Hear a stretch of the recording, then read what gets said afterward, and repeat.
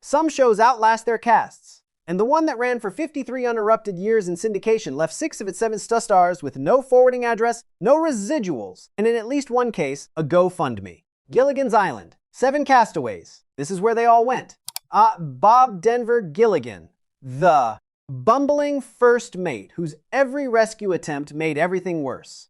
The man behind that hat was Bob Denver, 29 years old when the cameras first rolled in 1964. When CBS canceled the show abruptly in 1967, no finale, bumped for Gunsmoke, Denver didn't negotiate, didn't lobby, didn't pivot to Vegas. He moved to Princeton, West Virginia, ran a small local radio station, stayed accessible to the fans who found him there, and never once chased the spotlight that had already moved on. Schwartz reportedly earned close to $90 million from the show's syndication afterlife, while Denver's contract, like every castmate's, guaranteed flat weekly fees and residuals that stopped completely after the 5th rerun. No matter how many decades it played, the cast earned nothing further. A Pacific Palisades Catholic school math and history teacher before his sister, a secretary on the Dobie Gillis production lot, hooked him an audition that landed Maynard G. Krebs, then Gilligan.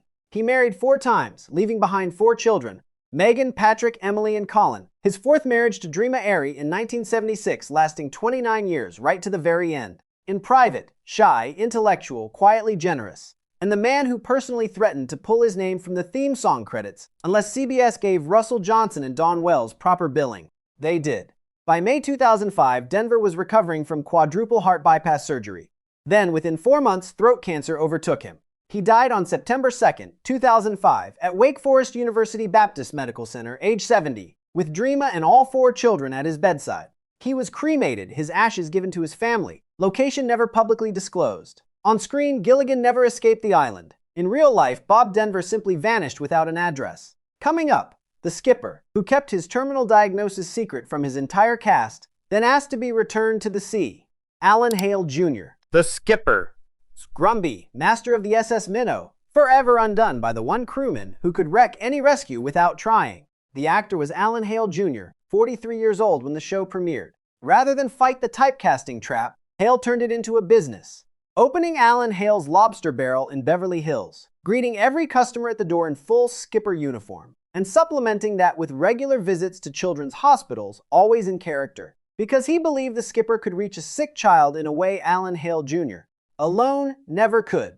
The show that made Sherwood Schwartz $90 million paid Hale a flat weekly rate with residuals that legally expired after the 5th rerun, leaving a decorated World War II veteran greeting tourists in a television costume as one of his more stable income sources in later life. Born in Los Angeles in 1921 to Alan Hale Sr., a beloved classic Hollywood character actor, Jr. made his screen debut as an infant in one of his father's silent films before he could walk. He served in the U.S. Coast Guard from 1942 to 1945, so the seamanship on the SS Minnow was entirely real. He married first to Bettina Reed in 1943, 4 children, marriage lasting until 1964, then to Naomi Ingram, a partnership that held for the rest of his life. In his final months, he kept his terminal thymus cancer diagnosis secret from everyone, including his closest co-stars. Dawn Wells later said she had no idea he was even sick. Thymus cancer, diagnosed in secret, managed in silence. By the time his co-stars found out, there was almost no time left. The U.S. Coast Guard offered a full military funeral in recognition of his wartime service. Naomi declined. Alan had asked specifically to be cremated and returned to the sea. Alan Hale Jr. died on January 2, 1990, age 68, with Dawn Wells attending the memorial alone, representing the entire cast. His ashes were scattered into the Pacific Ocean. He turned a typecast role into a life's work. The sea took him back, exactly as he asked. Coming up, the only castmate who was secretly a real millionaire and gave almost all of it away. Natalie Schafer, Mrs. Howell, Thurston's devoted, gloriously oblivious wife, treating coconut huts like penthouses and island survival like a scheduling inconvenience. The actress was Natalie Schafer, officially 51 when the show premiered, actually 63. Schafer had Broadway by 1927 and Hollywood by 1941, 3 decades as the definitive sophisticated society woman of American stage and screen.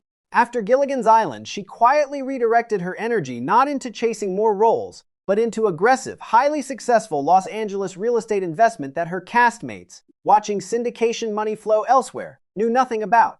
She played a fictional millionaire on a network sitcom, and was the only actual millionaire on the entire cast, with an estate at death estimated at $10 million, built entirely outside of Hollywood's contract system.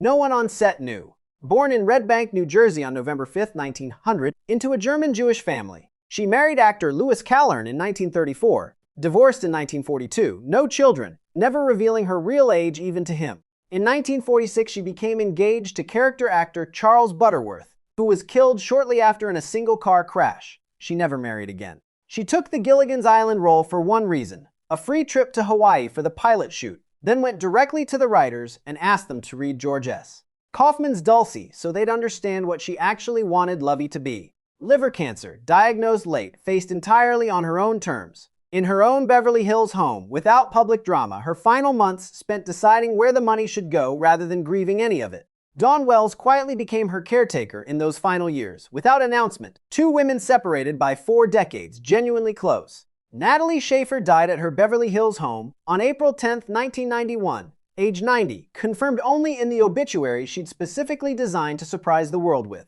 Cremated, her ashes scattered into the Pacific, off Point Fermin Light in San Pedro. Her largest bequest, between $1.5 and $2 million, went to the Lillian Booth Actors Home, its renovated outpatient wing renamed in her honor. She lied about her age for 90 years.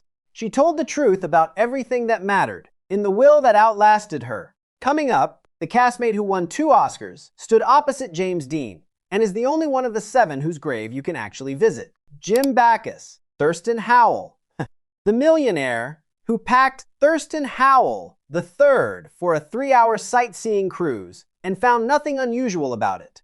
The actor was Jim Backus, 51 years old when the show premiered. Backus arrived on Gilligan's Island already carrying 2 landmark credits, the voice of Mr. Magoo since 1949, work that won 2 Academy Awards for Best Animated Short Film, and James Dean's quietly emasculated suburban father in Rebel Without a Cause, one of the most analyzed performances in 1950s American cinema. The Island became his most remembered role. It was not his most significant. The man who won 2 Oscars voiced Mr. Magoo for 3 decades and delivered one of the defining supporting performances of the 1950s, earned a flat weekly fee on Gilligan's Island, with residuals that stopped after the 5th rerun, regardless of how many more decades the show played. Born February 25, 1913 in Cleveland, Ohio, a Kentucky Military Institute graduate who attended alongside a young Victor Mature, then studied at the American Academy of Dramatic Arts in New York. He married briefly to Betty Keene from 1939 to 1942, then to Henny Backus in 1943. 46 years together, no biological children, co-authoring 4 humor books including Backus Strikes Back and the considerably more boldly titled, What Are You Doing After the Orgy? Henny outlived him by 15 years and is buried beside him. Parkinson's disease came for his voice first, the instrument that had built everything, gradually, then completely. By the 1981 reunion film, he could manage only a brief cameo at the end. He died July 3, 1989, of pneumonia, a complication of Parkinson's. Age 76, the first of the 7 original Castaways to go. He was buried at Pierce Brothers Westwood Village Memorial Park Central Lawn section, his flat grave marker reading simply, Darling Husband, Marilyn Monroe, Dean Martin, Truman Capote, and Donna Reed among his neighbors. Of all 7 Castaways, Jim Backus is the only one whose grave you can stand at and read. Coming up, the professor, who survived being shot down over the Philippines and broke both ankles when he hit the ground. Russell Johnson, Roy Hinckley, the man who could engineer anything on a deserted island except an actual escape. The actor was Russell Johnson, 39 years old when the show premiered, after a decade of playing Hollywood villains and westerns, because that was the face the industry gave him. The professor was the role that finally made Johnson a good guy, played with such unforced intelligence that the writers rewrote the opening credits to include him by name. After the show, he moved to Bainbridge Island, Washington in 1988 and never looked back toward Hollywood. Johnson came home from World War II with the Purple Heart and the Bronze Star and left Gilligan's Island with a flat-rate contract that stopped paying after the 5th rerun, while the show he anchored with quiet authority played on every American network, then cable, then streaming for over half a century. Born November 10, 1924, near Ashland, Pennsylvania, the eldest of 6 children who lost his father before age 10 and finished high school at Girard College in Philadelphia, a school specifically for poor and orphaned boys. He served as a B-24 bombarder in the U.S. Army Air Forces. His plane shot down near Zamboanga on Mindanao in March 1945. He survived, broke both ankles on impact, and came home carrying the Purple Heart, the Air Medal with Oak Leaf Cluster, the Bronze Star, and the Asiatic Pacific Campaign Medal. He married actress Kay Cousins in the late 1940s. 2 children, son David and daughter Kimberly. Kay died in 1980, And in 1994, David died at age 36, a loss that reshaped Johnson completely, driving 2 decades of HIV and AIDS advocacy and fundraising. He had remarried Connie Dane in 1982. Johnson grew old quietly beside the water on Bainbridge Island, far from Hollywood, and died there on January 16, 2014, of kidney failure, age 89, peacefully in his sleep. That morning, Dawn Wells wrote on Facebook, "My 2 favorite people are now gone. The professor passed away this morning. My heart is broken. He was cremated, his ashes given to his family. The man who survived a burning plane over Mindanao, lost a son, and spent 20 years fighting for strangers, died at home, beside the water, exactly as he would have chosen." Coming up, Mary Ann, who spent 50 years in reruns and died with $50,000 to her name. The girl next door who actually made the food, solved the problems, and never once asked for credit. The actress was Dawn Wells, 25 years old when the show premiered. After the show ended, Wells remained its most devoted ambassador for 50 years, showing up at conventions, fan events, and interviews with a warmth that never once felt like an obligation. She quietly became Natalie Schafer's caretaker during the older actress's final decline, reportedly left a portion of Schafer's estate, though she declined to confirm it publicly. In October 2018, Dawn Wells, whose face had aired in syndicated reruns across every American time zone for 53 consecutive years, launched a GoFundMe to pay for assisted living care. Her best single year on the show had earned her approximately $50,000. Schwartz reportedly earned $90 million from its afterlife. Her fans raised nearly $200,000. Her net worth at death, approximately $50,000, for the face of one of the most watched shows in television history. Born in Reno, Nevada on October 18, 1938, great-granddaughter of an Old West stagecoach driver, Wells started pre-med at Stevens College in Missouri before switching to a theater degree at the University of Washington, won the 1959 Miss Nevada pageant, competed in the 1960 Miss America competition, and was working professionally in Hollywood within 2 months of arriving. She married talent agent Larry Rosen in 1962, the marriage ending in 1967, the same year the show left the air. Never remarried, no biological children. She played Mary Ann without irony, and made a character who could have been forgettable into the one every viewer trusted most. The Ginger or Mary Ann debate ran for decades. Mary Ann won it every time.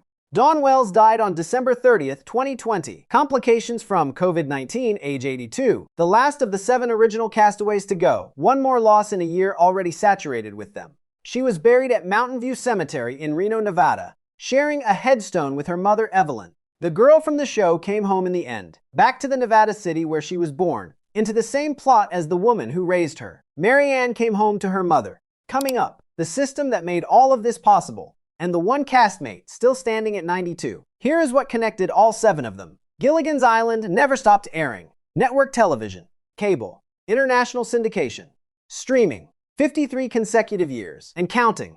Sherwood Schwartz reportedly earned close to $90 million from that afterlife. The cast earned flat weekly production fees, residuals that existed, then stopped completely contractually after the 5th rerun cycle. Every dollar generated after that went elsewhere. Bob Denver ran a radio station in West Virginia. Dawn Wells needed a GoFundMe at 80. Alan Hale Jr. greeted tourists in a skipper costume because it paid. Russell Johnson channeled his grief into decades of unpaid advocacy. Natalie Schafer survived it by investing in real estate, the one asset no contract clause could ever reach. The system wasn't a secret. The industry knew exactly what those contracts said, and renewed them, unchanged, for decades. The face of 50 years of reruns died with less money than a single modern residual check generates in an afternoon. She deserved better. They all did. The industry knew it, and did nothing. Grant, the movie star who never stopped being a movie star, not even stranded in the middle of the Pacific. The actress was Tina Louise, 30 years old when the show premiered, and at 92, the last one standing. Louise arrived on that island with more on her record than almost anyone in that cast. A Golden Globe for New Star of the Year for God's Little Acre, Lee Strasberg training at the Actors Studio alongside Brando, Newman, and Pacino, and a Broadway run opposite Carol Burnett in Fade Out, Fade In, all of it eclipsed, permanently, by Ginger Grant. She earned $500 per episode, the highest salary on the cast, alongside Jim Backus. As of 2025, she still receives no residuals from a show that has aired continuously for over 60 years. The Golden Globe, the Strasberg training, the Broadway credits. None of it mattered once Ginger Grant followed her out the door. The typecasting was total and permanent. Born Tina Blacker in New York City on February 11, 1934, she studied under Lee Strasberg at the Actors Studio, the institution that shaped Marlon Brando, Paul Newman, and Al Pacino, and has said Strasberg influenced her more than anyone she ever encountered. She married television talk show host Les Crane in 1966, divorced in 1974, never remarried. Their daughter Caprice Crane becoming a novelist and television writer. She fought constantly with producers throughout production, having believed she was hired as the show's central figure, furious when she discovered it was a true ensemble, and refused all 3 reunion TV movies, with 4 different actresses playing Ginger in her absence. Tina Louise lives in a Manhattan apartment she has occupied for decades, making a rare public appearance on the Upper East Side in June 2025. She told the New York Times this past March, "I'd like to be known for other things." In recent years, quietly, she has softened. After Dawn Wells died in 2020, she told reporters she had loved doing her part, no matter what anyone had said. The holdout was grieving too. She just did it on her own terms. Hollywood's difficult woman has outlived every co-star who ever called her that. At 92, Tina Louise is the last one standing, and she is still not done talking. 7 Castaways. 3 seasons. 53 uninterrupted years in syndication. Their ashes went to the Pacific off 2 different coastlines. To a Reno cemetery beside a mother, to a Westwood lawn beside a wife, with Marilyn Monroe as a neighbor. The island was fictional. The contracts were real.